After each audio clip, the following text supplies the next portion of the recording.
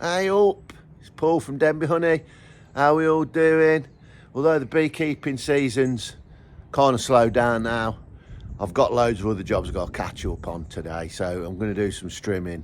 I was doing it all day yesterday and cut the lawns in the field and stuff like that. We've got some strimming to do, feed some sheep. I'm looking after some sheep as well at the moment, which is, I really enjoy doing that.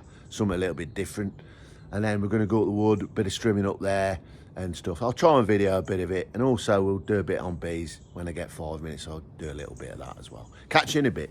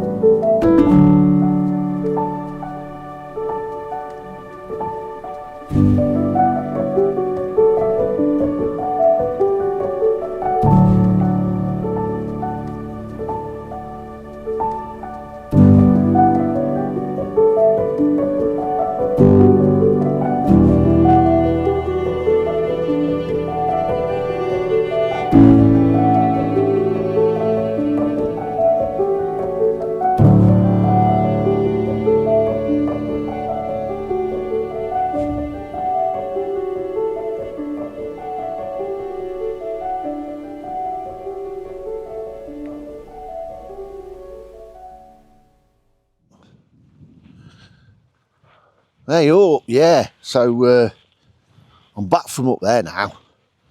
About knackered, to be honest. It's been quite busy. It's been up there all day. Got loads of trimming done from up the wood. Trimmed all the field around the bees and that. I'll show you in a minute.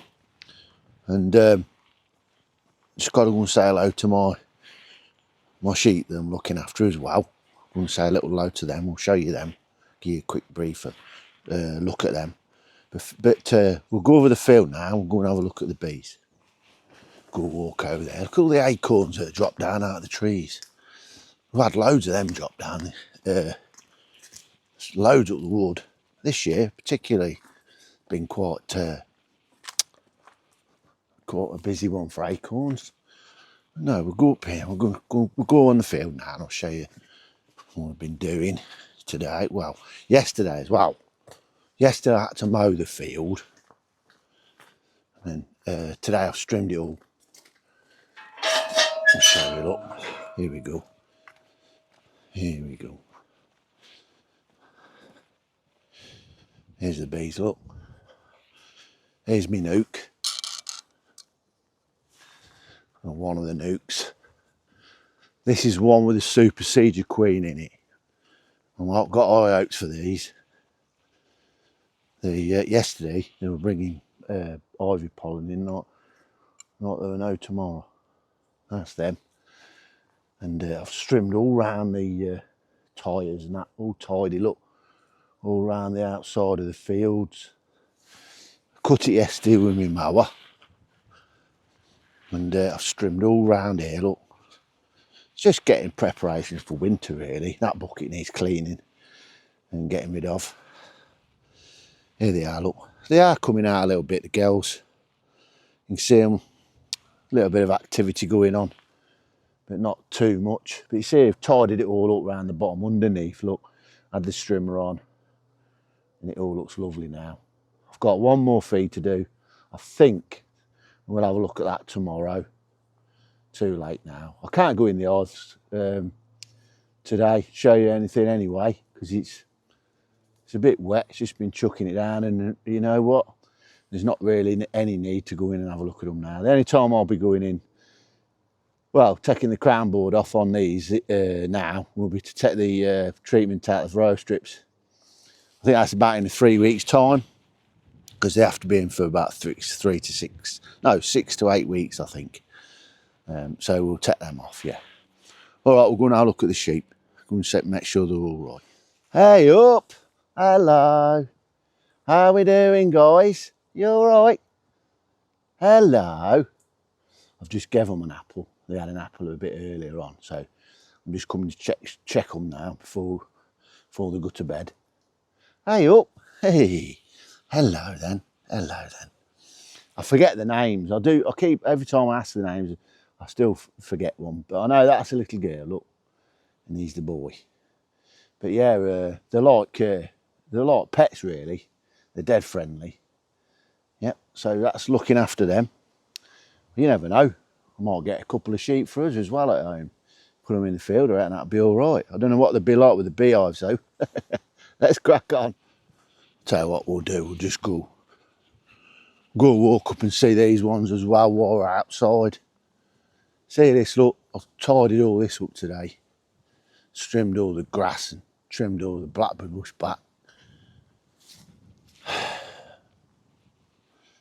Ready for winter. All the paths in this wood about ready now as well. I've kept them back well. I do the paths with my tractor. And it makes the job a lot easier. We used to do it, me and the wife used to do it by hand with, strimmers, a couple of strimmers. I think we worked it out with 2 strimmers. It used to take us about 36 hours in total for the 2 of us. And then I got the tractor, the old Massey Ferguson, with the topper on the back, which is like a big lawnmower basically on the back. And that takes me about 2 hours now. And I can even have a can of beer or something while I'm doing it. So as you can imagine, it's it's so much easier. Yeah, when I look back now, okay, yeah, we're probably about 15 years younger, about 12 years younger then. But now I think about that, strimming by hand with them, Jesus, wears me out thinking about it. So yeah, the tractor's come in really handy. Although the tractor's older than me, still does a good job, still reliable as well. Although having said that, it broke down last time we brought it up here. The tank blocked up, the fuel tank, and I think that's just because we don't use it very much. The filter in the tank was blocked.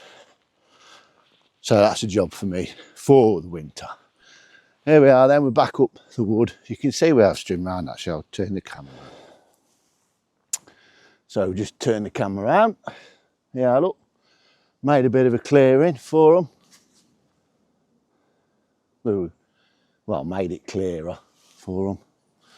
I'm still not decided. I think, I mean, they're coming in and out now, look.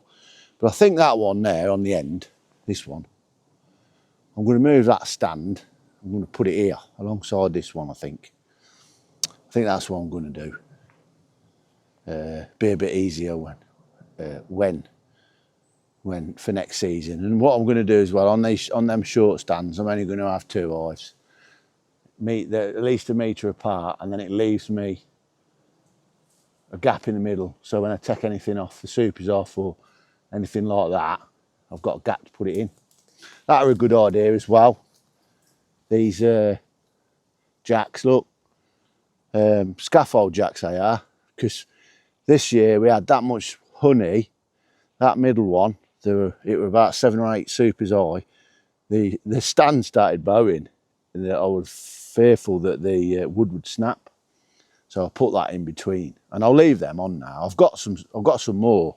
I might do it 2 more, but you see that one, that'll just have 2 on now, going forward in the future. And I reckon I'll put it there on the end. Okay, we'll go and have a look at the other ones. We'll go walk now and have a look at the other ones, and I'll tell you what I've been doing up there.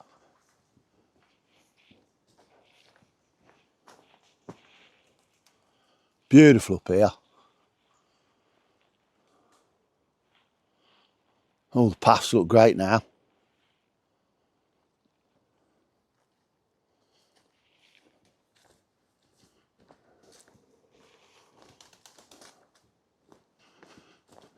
Quite a few pigeons are coming in to roost.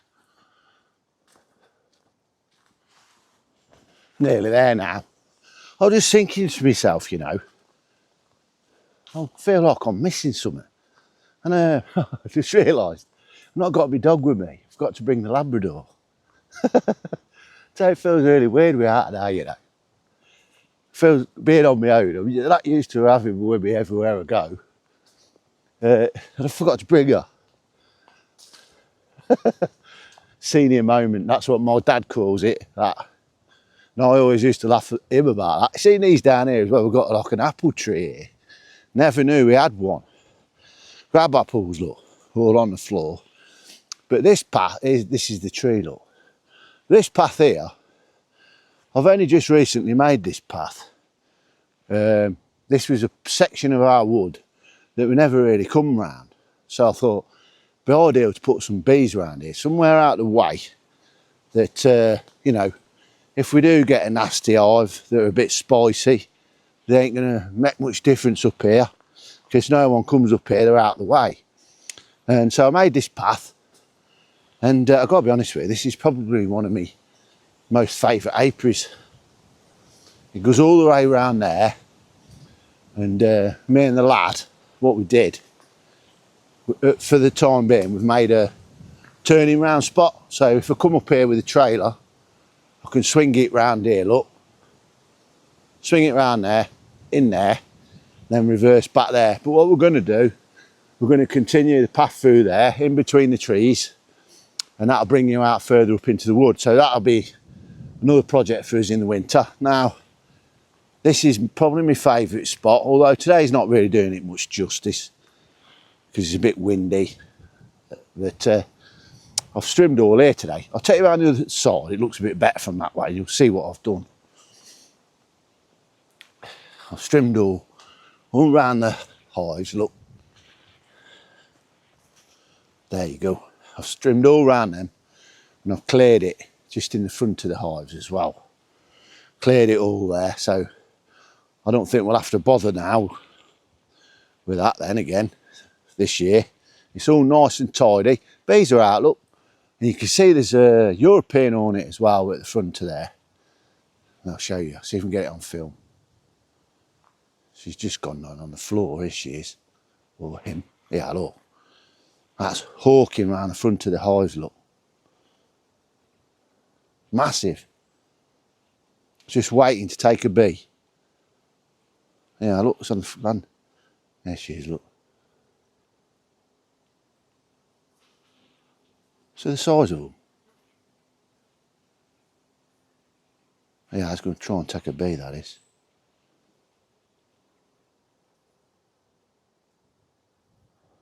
Well, I'm going to come away because they're getting a bit annoyed at me now. They're getting a bit annoyed at me at the front of the hive, so if I took a sting, it'd be my own fault. How about that for an angle? I don't know if you could, you'd probably be able to see me, I'm not 100% sure. I hope you do, because otherwise this is the last bit, it's going to be a waste of time. But yeah, so we've been busy today, not particularly messing around with the bees, but it's like I said in a few previous posts, you never go in your bees now this time of year. There's no need. And if you kill the queen this time of year, going into the hive, you're in deep trouble. You'll probably lose your hive because there's no chance of getting any more queens this year. They'll be all sold out no matter where you go. You'll be very lucky if you find any, and there's no chance of these guys making a new queen, really.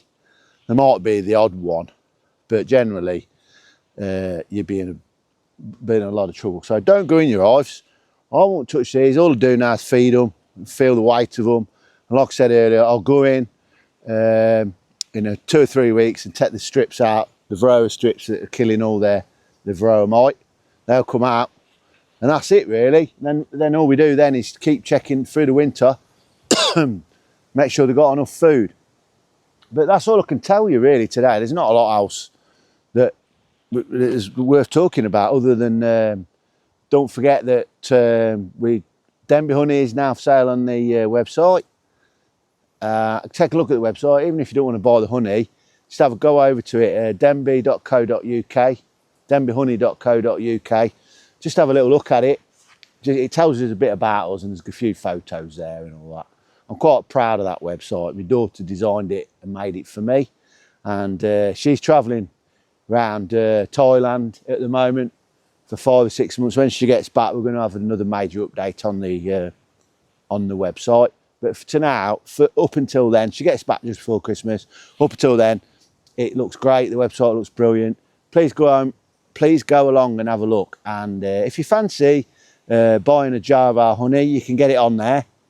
And like I said, if you live nearby, you can just drop in and you'll get it a bit cheaper. Because if we have to post it, you got the postage costs, which we can't do anything about. Anyway, I'm going to go now because it's going to start raining, I think. Thanks ever so much for watching, and I hope you enjoyed the video, and we'll catch you on the next one. See you in a bit. I don't know if you can hear that, but I've just pulled up to the house and the bees are all over this ivy. Absolutely buzzing. You can hear them.